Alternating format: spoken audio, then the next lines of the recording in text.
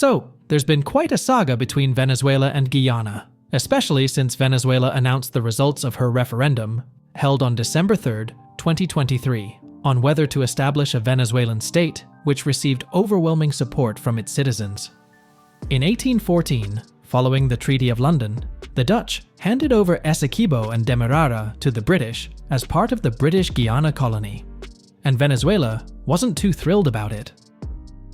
In this period, the boundaries between both countries were not clearly defined. Venezuela, still part of Gran Colombia, disputes the border, claiming the Essequibo region as part of its historical territory, causing the British to solidify their presence in Essequibo. Fast forward to 1821, when Venezuela gained independence, and the border disputes started. Hold on, it got spicier in the 1840s. Since the independence of Venezuela, there's been gradual encroachment by British settlers over the years, as their companies acquire vast tracts of land in Essequibo through grants, purchases, and dubious agreements with indigenous communities. British surveyor Robert Schomburgk draws a boundary line to make things more interesting, marking the British claim to the Essequibo region. This line significantly expanded British territory compared to the 1814 treaty. Over the years in the future, both sides have engaged in heated diplomatic exchanges, but no resolution has been reached. In the 1890s, gold and other resources were found in the Essequibo region, reigniting the territorial dispute. After years of unresolved tensions and failed diplomatic efforts, Venezuela and Great Britain, representing British Guiana, agreed to submit the boundary dispute to an international arbitration tribunal in 1897. The Arbitration Tribunal Award granted most of the disputed territory to British Guiana in 1899. The Arbitration Tribunal 1899 decided to hand over a whopping 9/10 of the disputed Essequibo region to British Guiana. Not completely empty-handed, Venezuela got control over the Orinoco River mouth and a smaller chunk of the territory. The outcome significantly favored British Guiana and established the boundary that remains in effect today. In 1966, British Guiana gained independence from Britain and adopted the name Guyana. This event brought the Essequibo controversy back to the forefront, as Guyana inherited the territorial dispute from its colonial predecessor. However, their neighbor, Venezuela, wasn't precisely sending flowers to celebrate Guyana's newfound freedom. Instead, Venezuela cranked up the drama by intensifying its claims to the Essequibo region, issuing decrees and statements challenging Guyana's sovereignty over the territory, which led to a deterioration in diplomatic relations between both countries. In an attempt to chill things out, both Guyana and Venezuela signed the Geneva Agreement in '69. It was like a peace treaty with a side of UN mediation. They promised to keep it cool and not pull any unilateral stunts that could mess up the dispute. Sounds good, right? Well, not so fast. Fast forward to the 90s, and the UN is still playing mediator. Bilateral discussions and regional initiatives. They tried it all. But no dice. No magical agreement popped up. Nevertheless, both countries participated in regional trade agreements and joint development projects, highlighting the potential for positive engagement beyond the territorial conflict. But surprise! In 2007, Venezuela pulled a Hail Mary by publishing a map that officially incorporates the entire Essequibo region within its borders, making tensions sky high. Guyana's not having it, and goes on protest at international forums.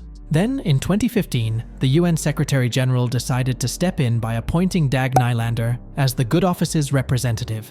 They're giving peace another shot.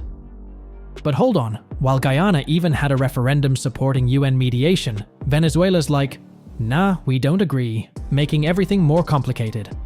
Now, this is where it gets interesting.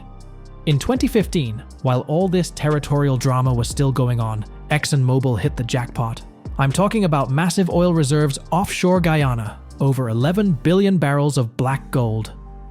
Guyana goes from, hey, we have this land dispute, to, hold up, we're sitting on one of the largest oil deposits in the world. Cue the plot twist.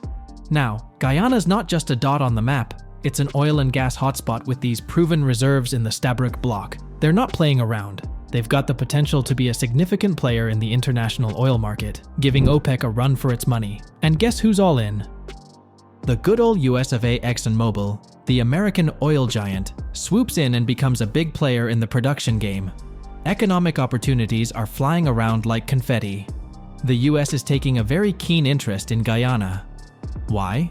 Because they see Guyana as a critical player in their counter-Venezuela strategy. They want to put a cap on Maduro's influence and secure a piece of that sweet Guyanese oil pie. And it's not just about the oil. The US is playing the long game here. They want to maintain regional stability and throw a little shade at Russia and China while they're at it. Talk about a geopolitical chess match. Fast forward to June 2020, when the International Court of Justice, ICJ, dropped a bombshell. They say, hey, we have the jurisdiction to hear Venezuela's challenge to that 1899 arbitration award that said the Essequibo region belongs to British Guiana, now Guyana. This ruling is a game changer in the whole saga. The plot thickens, and now everyone's waiting to see how this legal showdown will unfold. But the time before a ruling is made is an entirely different scenario. Now, Nicolas Maduro is the president of Venezuela. His benefits in the whole Guyana-Venezuela saga are like a masterclass in political maneuvering. First off, what is that whole territorial claim over Essequibo? It's like Maduro's secret weapon. He's using it as a grand nationalist rallying point, a distraction from the messy internal crises Venezuela's dealing with, economic hardship, political dissent, the whole shebang. It's like, hey, forget about our problems at home. Look over there at this territorial dispute. Classic misdirection. And it's not just a distraction game. This whole Essequibo thing makes Maduro look like the superhero defender of Venezuelan sovereignty. Picture this: him standing strong against foreign aggression, rallying the people, and potentially solidifying his support base right before some elections. It's like political magic. He's turning a land dispute into a political advantage. It allows Venezuela to leverage potential support from allies like Russia and Cuba, gaining bargaining chips in broader geopolitical games. Therefore, Maduro uses this issue to distract domestically and gain international leverage. Tensions have risen since Guyana took bids in September for several offshore oil exploration blocks after a significant new find was announced in October. We're talking about Kuwait-level reserves here. Although Guyana's president Irfan Ali told his citizens, "I want to assure Guyanese that there is nothing to fear," he also assured his citizens that vigilance will be enhanced. They are working around the clock to ensure that our borders remain intact and the people in our country remain safe. When Brazilian President Luiz Inácio Lula da Silva was asked, as his country shares borders with Guyana and Venezuela, he said the referendum will probably produce the result desired by Maduro, but I hope good sense will prevail. So on Friday, the International Court of Justice, ICJ, stepped in and dropped the hammer on Venezuela. They order them to keep their hands off and not make any moves to change Guyana's control over Essequibo. It's like the ICJ just laid down the law on the playground. After some tense talks between the leaders of Venezuela and Guyana in the Caribbean, they came out with an 11-point declaration. And what's in that declaration, you ask? Venezuela and Guyana agreed to play nice, pledging not to resort to force to settle their territorial tiff over the oil-rich Essequibo region. It's like a diplomatic ceasefire, and they even publicly announce it.